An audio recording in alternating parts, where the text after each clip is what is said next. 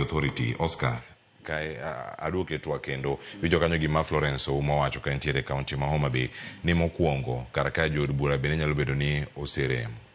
mano mar loso chike manya bedo ka adier ni gini nya bedo ni tayo e yo makare machini kan chike mano kadhi man jatend piny Kenya no sekete koke moloko gi ogologi bill magoro sani gin chike kata gin acts mago mag od bura mosekadh kendo mopuodhi ma achiel kata tiyo weche ma conflict of interest act masani wacho kanyo ni tiyo kod sirkal mabende intiere kata apise mopogore ka yudo iwacho ni obed tenders obed ang'o kony mopogore kowuok e sirkal migepe moko en gimoro manya bedo ni mosebedo ka nya mibadhi to sani sirkal nya bedo ni ng'iye gi wang' mopogore bang' kalo gino mondo obed chike jod bura kod EACC jod bura be ywak koni ng'amonego bed timo ne gi nonro EACC mowacho ni onge kod lake makecho gon EACC to onge kod lake mana kaka nyocha wawacho kendo kodi ka gin institution na wacho ka ndalo mane wan kod problem mar police brutality kod owuoyo wi IPOA wacho na IPOA onge lake nikech shida moko en onge pesa and what have you ma e problem mon ko nyaka EACC iyudo ka mibadhi kata matimre kama Florence ntiere Homa Bay County kata mantiere e apaya mag barabara gi EACC mokongo tin finances mag gibet tin capability mar gi bende onge maber ahinya emomiyo nego bedni kata mana wach mar EACC nonego bed sama timo kata devolution ka waketo serikal mag gwenge onego bedni wan kod institution moro kata mopogre gi EACC machal gi EACC ma en odil mana kod mibadhi mani serikal mar gwenge nonego bed moro ni Homa Bay moro ni Siaya moro ni Kisumu moro ni Marsabit moro mopogre gi headquarter ka kichopo EACC kae gin almost akiona record mo kanyalo yudo sani lakini gin almost more than 50,000 or 100,000 cases mapok ging'iyo nikech gibedo overwhelmed gik magitimo cases magigolo betin. Number 3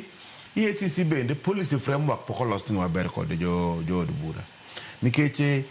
podi wacho ni ng'amo nego bed timo prosecution public prosecution en ng'ama iluongo ni DPP. That means ni EACC kose investigate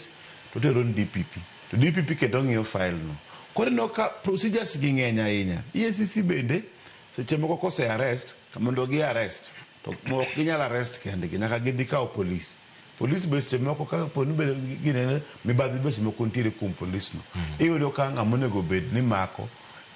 ok mak nikech mibadhi kendo madhi mbele ng'ato kendo dhi to go sim kata bed governor kata bed ng'ano ne ringi dhi e court idwar gimiluongo ni anticipatory bill makweri chande mondo kik gimoro timre ka koro president manyalo keto approach bilani to ji ang'wen moko dhi e court inya paro kata mna gik moko kaka chis moko judiciary best moko nego bed ni ng'iyo wan kod kaka koro issue mane wan go mar BBI peso tigo mang'eny joluoro piny to ging'ang'ia then kochopo 11th hour to jomoko dhi e court ji ariyo moko wacho ni gini was wrong on that base okadagi nyaka walo sheria but onego bed no wang'iyo ni koro wan kod mluongo ni national disaster ni en mibadhi ni barabara migero kogol 2 billion to pesa madhi gero barabara en only 1 billion 1 billion lale koreka jomochame ng'eny mane problem ma wan go to kwanyal wondre ni mibadhi onge mibadhi nitiere aya issue la mar kata manya jakom nyo wacho no ni senate onge kod uwezo mar okonego bedo governors all the time senate ni kod almost more than committees karibu 20 gi iluongo governor makawuono kiny kesho kutwa kila siku pile tingendo giluonge mibadhi governor okluonge mibadhi governor senate luongo nikech gimiluongo ni audit query ok en mibadhi audit query en ni MCA owuok odhi Mombasa kata fact finding mission kata mna jo county CCs owuok odhi Nairobi to gindo Nairobi odiochienge 3 then koduogo to poko kelo receipt sama auditor biro receipt mar kama nyo ginde chande poko tim gimiluongo requisition poko tim ne gimiluongo ni reconciliation poko reconcile sechego ka to biro bo ng'iyo ni ka entiere gimiluongo ni audit query en swali ok en corruption sama ng'acho kelo ginene sama ng'acho kelo receipt chande to kuro bedo reconcile mano ok en corruption en gimiluongo ni audit query auditor general en kodhi to ng'iyo books of account mag migawo mar serikal mora kong'iyo to penjo to ndiko report mare. Report cha ema Senate dhi luongo go governor. Sama Senate luongo governor to governor nyaka gol gimoro matin mondo koro kech oseluor. Same to assembly. Iyudo ka assembly beste moko kata mana mondo kadh budget mar county. E governor semoko nyaka kaw jo assembly gi tergi kata Mombasa, gidhi Mombasa ema gidhi beti mondo giyud per diem, ka giyudo per diem e ka gindik gicha gindik budget to make moro matin gikadh county budget kende. Koro mibadhi to ntiere makam mibadhi mar bunge to ken bunge kata makani en bunge mar Senate, bunge mag assemblies, bunge mag national government. Onge committee minyalo dhiye bichoni beti bitieko tipenyo to Sokouru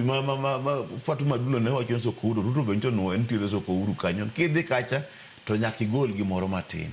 mano e bunge, but everywhere wan gi shida mar mibadhi. On this particular week to wawacho mibadhi mar bunge to bunge kikuondo wan gi divertwa ni kata un bende unjo mibadhi apana wadil gi Omondi ma ngani awacho ni okwadage mibadhi nti kata State House, okwadage mibadhi nti kata media, okwadage mibadhi nti police, but wasaga ng'eyo the police ema en most corrupt, but we discover ni bunge e the people's protector. Ene monego bed no rito mwandu japiny, ene monego bed no rito mwandu japiny, okonego bed ni en kendo ema en ja mibadhi moingo ng'ata ng'ata. Erokamano. Adani mondo mi waketi gimoro ler nyakura